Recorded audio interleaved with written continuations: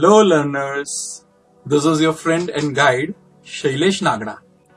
I welcome you all to join me in this very lively and interesting session as we will be learning about bills of exchange today.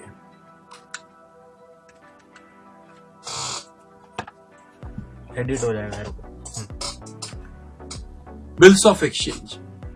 The contents of the presentation that I am about to make today includes need for a bill of exchange. एक bill of exchange की आखिरकार हमें जरूरत क्यों महसूस होती है?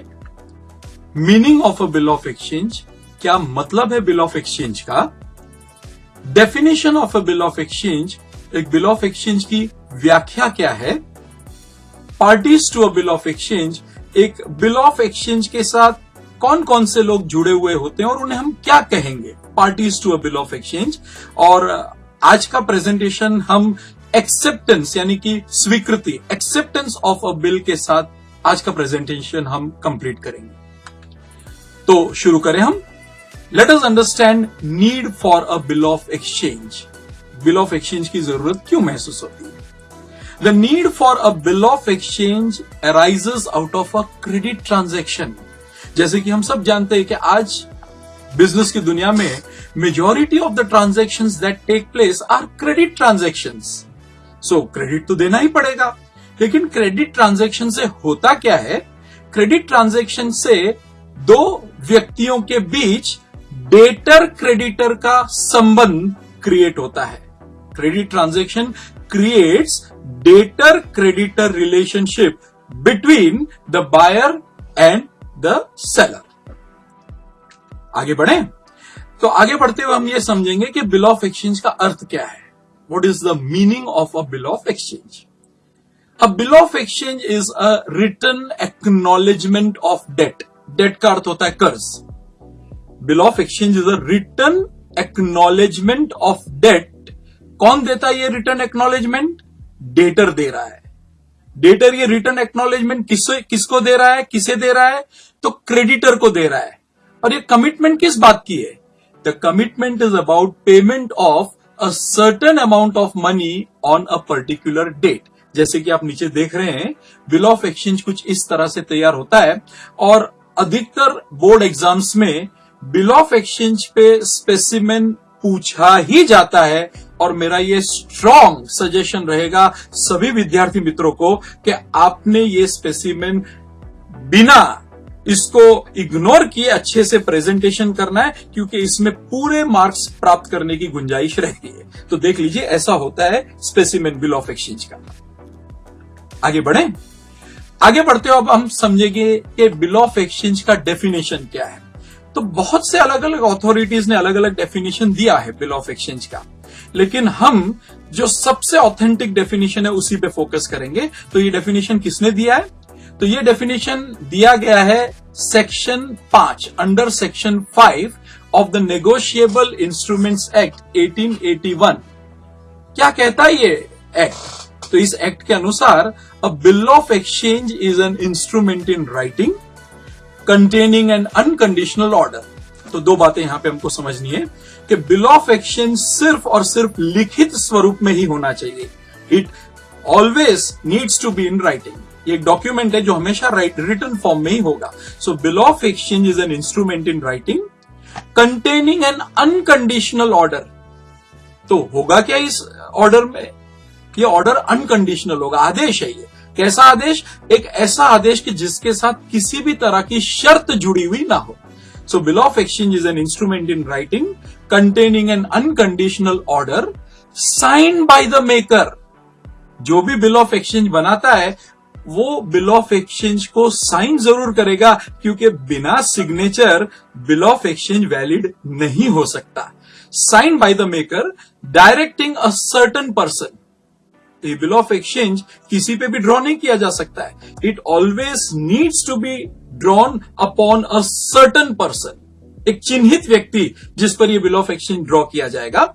Directing a certain person to pay a certain sum of money only. किस बात का डायरेक्शन है? तो डायरेक्शन है पेमेंट ऑफ अ सर्टेन, निश्चित certain sum of money only, तो जो भी रकम है वो निश्चित होनी चाहिए। अब ये पेमेंट किसे किया जाना चाहिए? टू का अर्थ होता है जिसने वो बिल ऑफ एक्सचेंज तैयार किया है, और to the order of a certain person, या तो जिस व्यक्ति को अथॉरिटी दी गई है कि भाई आप हमारी ओर से इस बिल का पेमेंट कलेक्ट कर लीजिए, और to the bearer of the instrument, धारक। बेरर का अर्थ होता है धारक, जो भी बिल ऑफ एक्सचेंज लेकर के आएगा, क्योंकि बेसिकली बिल ऑफ एक्सचेंज है ही negotiable instrument, it can be negotiated from one person to another person. तो ये डेफिनेशन याद भी करना है, और इस डेफिनेशन में बिल ऑफ एक्सचेंज के सारे फीचर्स छिपे हुए हैं। तो समझ गए आप? आगे बढ़े। अब हम आगे बढ़ते हुए ये देखेंगे कि बिल ऑफ एक्सचेंज में कितने लोग जुड़े हुए हैं, parties to a bill of exchange. फिर से नॉलेज पॉइंट ऑफ व्यू से भी ये इंपॉर्टेंट है और एग्जामिनेशन पॉइंट ऑफ व्यू से भी इंपॉर्टेंट है। तो समझ लीजिए कि there are 3 parties to a bill of exchange. कितनी पार्टीज होती हैं? 3। There are 3 parties to a bill of exchange. कौन सी 3 पार्टीज? पहले नंबर पे ड्रॉवर। कौन है ये drawer? Drawer is a person who draws a bill, जो बिल ऑफ एक्सचेंज तैयार करता है। और चूंकि वो बिल ऑफ एक्सचेंज तैयार करता है, उससे बिल ऑफ एक्सचेंज का मेकर भी कहा जाता है। और एक बात याद रखिए, ड्रॉवर के लिए बिल हमेशा रिसीवेबल ही रहेगा, शुरुआत से लेकर अंत तक। So for a drawer, a bill would always remain a bill receivable right from the beginning till the end. क्यों? Because he is the person, he is the creditor who has to receive the amount of the bill. आगे बढ़े। दूसरा व्यक्ति होता है ड्रॉई। भाई शादी के लिए 2 लोग चाहिए ना, तो एक तो ड्रॉवर था और दूसरा ड्रॉई। ड्रॉई कौन है? तो ड्रॉई वो व्यक्ति है कि जिसपे बिल ड्रॉ किया गया है। ड्रॉई is a person upon whom the bill is drawn. Well, bill draw करने से कुछ काम नहीं बनेगा जब तक उस बिल की स्वीकृति ना हो। सो ड्रॉई को वो बिल स्वीकार करना पड़ेगा। जब वो बिल स्वीकार कर लेगा तो वो बन जाएगा acceptor. He becomes N acceptor upon accepting the bill.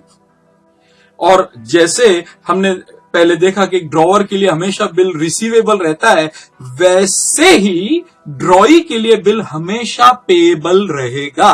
क्यों पेएबल रहेगा?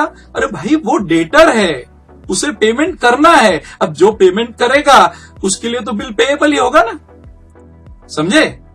चलो तो अब ये देख लेते कि इसमें सबसे खुश कौन है, सबसे आनंद और सबसे प्रफुल्लित व्यक्ति कौन है? तो वो है हमारा तीसरा बंदा, पेई। क्यों? क्योंकि यही वो व्यक्ति है जिससे बिल का पेमेंट मिलेगा। अब कई बार ऐसा होगा, ये बात ध्यान से सुनिए, कई बार ऐसा होगा कि आपको जो प्रॉब्लम होगा या स्पेसिमेन बनाने के लिए जो कहा जाएगा, उसमें आपको ड्रॉवर का नाम दिया होगा, ड्रॉई का नाम दिया होगा, मगर पेई के बारे में कोई जिक्र नहीं होगा। तब आप लोगों को क्या समझना है? तब आपको यह समझना है कि ऐसी परिस्थिति में, मैं फिर से बता दूं, जब आपको प्रॉब्लम में पेई का नाम ना दिया हो, तब आपको यह समझना है कि ऐसी परिस्थिति में ड्रॉवर और पेई दोनों एक ही व्यक्ति है। ठीक है, बढ़े आगे। तो अब हम आगे बढ़ के ये सीखेंगे कि एक्सेप्टेंस ऑफ अ बिल बहुत ही इंपॉर्टेंट मॉड्यूल है ये। जैसे मैंने आपको पहले बताया था कि एक बिल को ड्रॉ करने से काम नहीं बनता है। तो काम कब बनेगा? काम तब बनेगा जब ड्रॉई अपने हस्ताक्षर यानी कि दस्तखत उस बिल पर कर दे। So, a bill is said to be accepted when the drawee puts his signature with or without the word accepted. लेकिन आमतौर पे हम स्पेसिमेन में accepted वर्ड डालते ही हैं, क्योंकि ये एक ट्रेडिशन बन चुका है। वैसे बिना एक्सेप्टेड वर्ड के भी अगर ड्रॉई सिग्नेचर दे देता है, तब भी वो बिल स्वीकृत किया गया है ऐसा माना जाएगा। पर इतना समझ लीजिए कि बिफोर बीइंग एक्सेप्ट किए जाने से पहले उस बिल का स्टेटस क्या है? तो उस बिल का स्टेटस महज एक ड्राफ्ट है, ड्राफ्ट से ज्यादा कुछ नहीं। ऑब्जेक्टिव के लिए इसको भी ध्यान में रखिए। Before being accepted, the status of a bill is that of a draft only. समझे? अब हम ये समझने की कोशिश करते हैं कि एक्सेप्टेंस के प्रकार कितने हैं। तो एक्सेप्टेंस के मुख्यतः दो प्रकार है। There are two kinds of acceptance. एक होता है जनरल एक्सेप्टेंस, जिसे हम क्लीन एक्सेप्टेंस भी कहते हैं, और दूसरा होता है क्वालिफाइड एक्सेप्टेंस, जिसे हम कंडीशनल एक्सेप्टेंस भी कहेंगे। तो पहले ये समझ लेते हैं कि जनरल यानी कि क्लीन एक्सेप्टेंस क्या होता है। भाई, ड्रॉवर ने बिल ऑफ एक्सचेंज ड्रॉ किया ड्रॉई पे, ड्रॉई ने बिल को पढ़ा और उसमें किसी भी प्रकार का कोई चेंज या मॉडिफिकेशन ना करते हुए उसने अपनी दस्तखत यानी कि उसने अपनी सिग्नेचर दे दी, तब हम कहेंगे कि ये बिल जनरली एक्सेप्ट हुआ है, या the acceptance would be referred to as clean acceptance. So, when a bill is accepted by the drawee without making any change in the bill that has been drawn by the drawer, और without attaching any condition, कोई भी शर्त अगर नहीं जोड़ी जाती है, तब हम उस एक्सेप्टेंस को जनरल एक्सेप्टेंस कहेंगे। तो नॉर्मली हर ड्रॉअर प्रेफर यही करेगा कि ड्रॉई उसे जनरल एक्सेप्टेंस ही दे, मगर अक्सर ऐसा नहीं होता। कभी कभी ड्रॉई अपनी शर्तें जोड़ देता है बिल को एक्सेप्ट करते हुए, तब वो क्या बन जाता है, तब वो बन जाता है हमारे एक्सेप्टेंस का दूसरा प्रकार, जिसको हम कहते हैं क्वालिफाइड या कंडीशनल एक्सेप्टेंस। अब क्वालिफाइड और कंडीशनल एक्सेप्टेंस में भी 4 प्रकार है। अभी कौन से 4 प्रकार है? तो पहले है क्वालिफाइड एज टू अमाउंट। क्या होता है ये acceptance qualified as to the amount? Drawer ने बिल ड्रॉ किया है जहां पर ओरिजिनल अमाउंट 10,000 रुपीज है, मगर बिल को एक्सेप्ट करते हुए ड्रॉई लिख देता है एक्सेप्टेड फॉर ₹9,000 ओनली। तो हुआ क्या यहां? क्या ड्रॉई ने ड्रॉवर की बात मान ली 10,000 की? नहीं ना। तो इसका मतलब ये हुआ कि ड्रॉई ने यहां पे अपने हिसाब से अमाउंट चेंज करके बिल का स्वीकार किया है, तो इसको हम कहेंगे acceptance qualified as to the amount. अब आप सबको मन में एक सवाल होगा कि इस प्रकार के एक्सेप्टेंस से कहीं बिल डिसऑनर तो नहीं माना जाता है? नहीं, ऐसा नहीं होता है। ड्रॉई क्वालिफाइड एक्सेप्टेंस दे सकता है। अब ये निर्भर होगा ड्रॉअर पे कि वो इस क्वालिफाइड एक्सेप्टेंस को कैसे लेता है। वो स्वीकार कर भी सकता है, स्वीकार नहीं भी कर सकता है। दूसरा एक्सेप्टेंस होता है acceptance qualified as to time. क्या होता है ये एक्सेप्टेंस? मान के चलिए कि ड्रॉवर ने जो बिल ओरिजिनली ड्रॉ किया था वो 3 महीने के लिए किया, 3 months आफ्टर द डेट, और उसने बिल भेज दिया ड्रॉई को एक्सेप्टेंस के लिए। मगर ड्रॉई बिल एक्सेप्ट करते हुए लिखता है कि भाई, वो सोचता है कि भाई 3 महीने में शायद मैं पेमेंट नहीं कर पाऊं, तो उसने क्या किया, पीरियड चेंज कर दिया और उसने लिखा पेएबल आफ्टर 6 months। एक्सेप्टेड, मैं एक्सेप्ट करता हूं बिल को, बट पेएबल आफ्टर 6 months। तो हुआ क्या, यहां ड्रॉई ने स्वीकृति जरूर दे दी, लेकिन उसने पीरियड चेंज कर दिया। सो इसे हम कहेंगे acceptance qualified as to time. तीसरा होता है acceptance qualified as to parties. क्या होता है ये?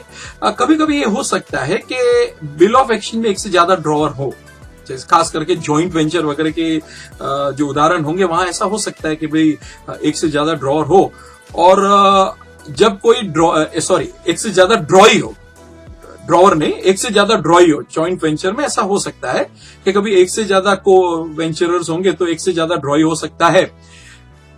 और एक ड्रॉई एक्सेप्टेंस देते हुए जब ये अपने आप को कन्विंस करना चाहता है, एश्योर करना चाहता है कि भाई मेरा एक्सेप्टेंस तभी वैलिड होगा अगर बाकी के ड्रॉई भी इसको एक्सेप्ट कर लेंगे।